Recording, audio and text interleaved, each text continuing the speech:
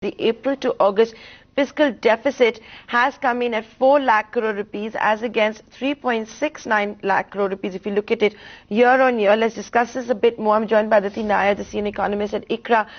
Good afternoon, Aditi. That's the only figure and the only thing I have with me right now, that the April to August fiscal deficit is at 4 lakh crore rupees. That's 76.4% of the FY17 target. Your initial reaction?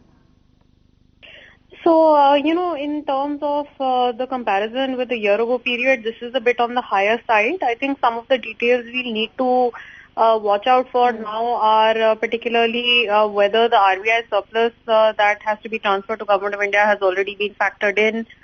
Because if it hasn't, then that's one big inflow that would happen in the month of September.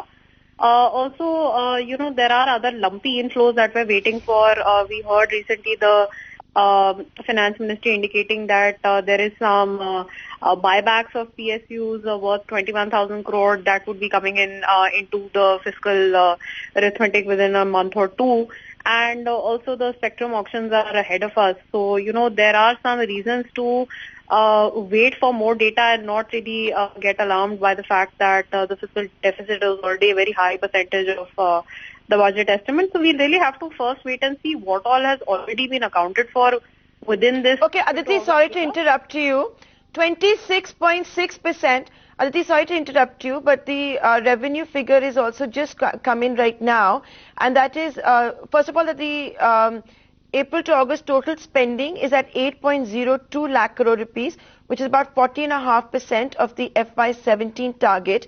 Now, the April to August net tax revenues come in at 2.8 lakh crore rupees, and that's 26.6% of the FY17 estimates. So now that when you have two of these additional data points, is the figure still looking high?